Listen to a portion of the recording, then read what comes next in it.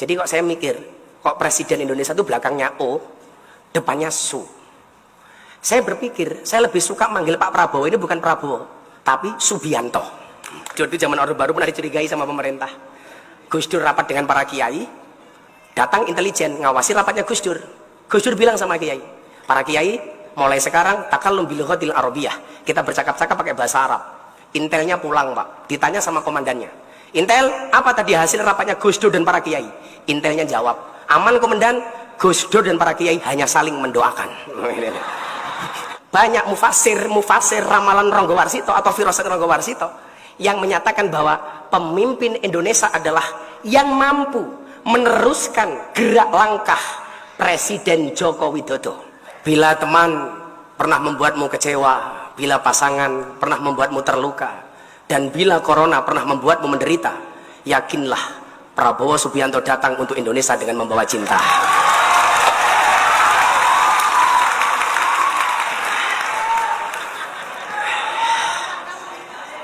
Sebenarnya inilah yang membuat mahal sebenarnya. Sahabat saya Gus Muhaimin Iskandar, yang ini selalu memberikan label saya Kiai Mahal, saking mahalnya PKB nggak kuat ngundang. Yang tadi Kiai Hasib bilang ini ada pawaan cawapres. Saya pikir kalau pawaan presiden, rata-rata memang presiden Indonesia itu belakangnya O. Tapi kalau cawapres wakil presiden itu bisa belakangnya in. Contoh Kiai Ma'ruf Amin. Nah, jadi kalau mungkin kelanjutannya Muhaimin ya pantas saja lah kira-kira begitu. Itu tergantung bagaimana beliau kuat ngendorse saya apa enggak, kira-kira begitu. Bapak Ibu yang saya muliakan dan para santri tentunya yang saya banggakan. Saya mohon maaf Bu, saya pakai jas karena sejatinya saya masih sakit. Dari kemarin saya ngawal Pak Prabowo sowan Habib Lutfi, badan saya sudah nggak terlalu enak. Tapi pengen satu hal saya sampaikan kepada para santri, wa mal ladzatu illa ba'da ta'bi. Tidak ada kelezatan kecuali setelah bersusah payah. Maka rasa sakit yang saya rasa insya Allah kalah dengan rasa cinta yang ada di dalam hati saya. Apalagi kalau yang dawuh Kiai Hasib untuk santri tambah beras, saya selalu bilang cinta Gus Miftah kepada santri tambah beras seperti air kencing di dalam kolam renang. Maksudnya apa? Wujudnya tidak nampak tapi hangatnya bisa dirasakan. Bapak Ibu yang saya muliakan, saya punya mbah di Ponorogo namanya Mbah Muhammad Besari. Mbah Muhammad Besari punya anak 9, yang nomor 7 namanya Kiai Ilyas. Kiai Ilyas punya anak 3, yang pertamanya Imadarum adalah mbah saya, kemudian punya adik namanya Hasan Besari. Mbah Hasan Besari itu punya murid namanya Ronggo Warsito. Ronggo Warsito. Satu saat Ronggo Warsito pernah menuliskan kalau Ronggo Warsito itu jangan dibilang ramalan, karena beliau adalah seorang santri, nama aslinya adalah Bagus Burhan. Yang santri lain yang dimiliki oleh Mbah Hasan Besari adalah Ontowiryo. Nama lahirnya Ontowiryo. Setelah ngaji di Tegalsari bersama Mbah Hasan Besari, nama komplit Ontowiryo ini adalah Kiai Haji Bendoro Raden Mas Abdul Hamid Ontowiryo Mustahar Heru Cokro Senopati ing Ngalogo Sayyidin Panotogomo Amirul Mukminin Khalifatullah Tanah Jawa Pahlawan Gua Selarong Pangeran Diponegoro.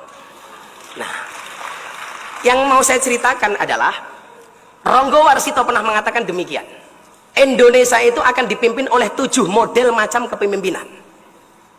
Yang pertama, menurut Ronggo Warsito, sekali lagi, kalau yang berbicara Ronggo Warsito itu bukan ramalan. Karena man ata arafan au kahinan fasaddaqahu bima yaqul faqad kafara bima unzila ala Muhammadin. Kalau yang ngomong dukun itu ramalan. Oh, tenan, itu ramalan. Nah, Ronggo Warsito pernah mengatakan demikian. Ini namanya firasat bagi saya. Karena Kanjeng Nabi pernah mengatakan ittaqu firasyatal mu'min fa innahu yanduru binurillah. Takutlah kamu dengan firasatnya orang mukmin, karena mereka melihat dengan cahaya dan nur dari Allah. Beliau bilang apa Bapak Ibu? Yang pertama, Indonesia itu akan dipimpin oleh model kepemimpinan dengan bahasa besarnya adalah Satrio Mukti Wibowo, mohon maaf, Satrio Kuncoro, Murwo Kuncoro. Seorang kesatria yang sangat terkenal.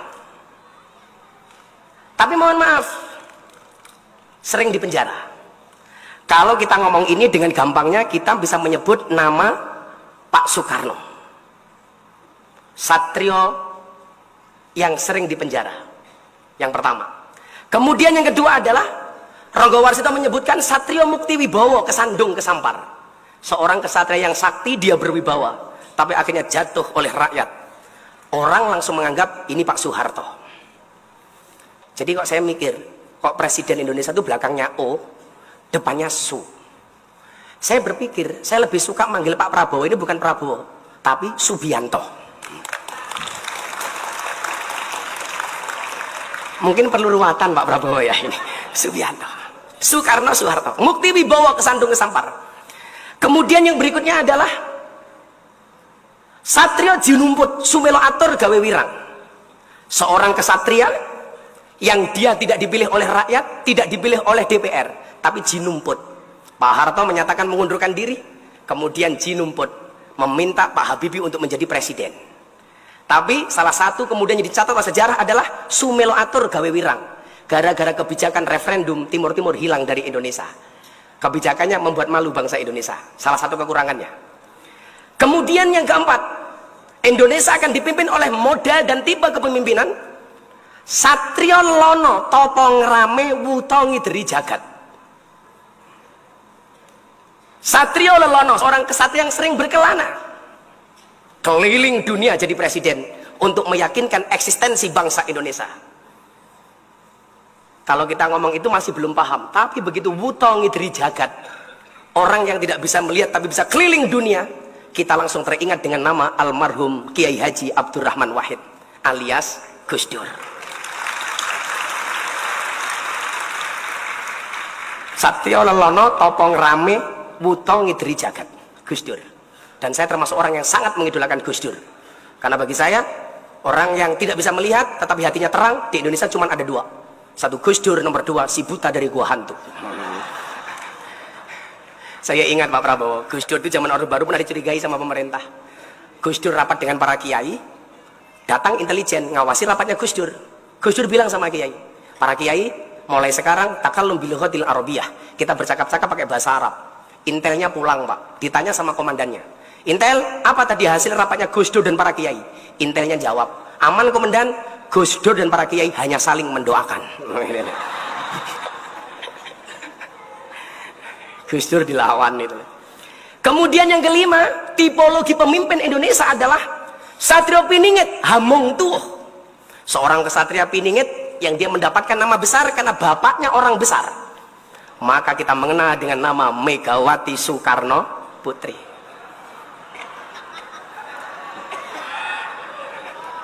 Hamung Tuh itu tukulan Pak kalau bahasa Jawanya.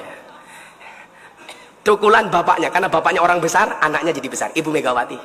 Apapun, beliau tetap orang yang memberikan banyak sumbangsih untuk bangsa Indonesia. Kemudian berikutnya, yang nomor 6, Indonesia akan dipimpin oleh model kepemimpinan Satrio Hamboyong Gapone Gapuro, gelar kloso tanpa nglenggai. Satrio Boyong Pambukaning Gapuro, gelar kloso tanpa nglenggai. Seorang kesatria yang mulai mampu menata tatanan pemerintahnya, tetapi mohon maaf, tuduhannya macam-macam. Gelar kloso tanpa ngelenggai. Kenapa bisa nata negara tidak bisa ngelenggai? Karena musibah di mana-mana. Aceh gempa bumi, tsunami, Jogja gempa bumi, demikian juga dengan daerah-daerah yang lainnya. Orang langsung berpikir dengan Bapak Susilo Bambang Yudhoyono. Kemudian yang ketujuh, yang menurut Ronggo Warsito, kalau ini beliau tidak nyebut nama, dan ini susah untuk ditafsirkan karena cuma sampai 7. Indonesia itu akan mengalami kemakmuran bertahun-tahun, bahkan ratusan tahun, kalau Indonesia punya tipikal pemimpin yang ketujuh, Satrio Pinandito Sinisian Wahyu Ratu tanpa mahkota. Seorang kesatria yang dekat dengan rakyat, dekat dengan Tuhannya, menjadikan ulama sebagai panutannya. Tapi ingat, ratu tanpa mahkota. Begitu banyak kekuasaannya yang dikerdilkan. Orang langsung nyebut, apakah ini pasangan Pak Jokowi dengan Kiai Ma'ruf? Pertanyaannya, kenapa ratu tanpa mahkota? Gara-gara embel-embel petugas partai seolah-olah berkuasa tapi tidak punya mahkota.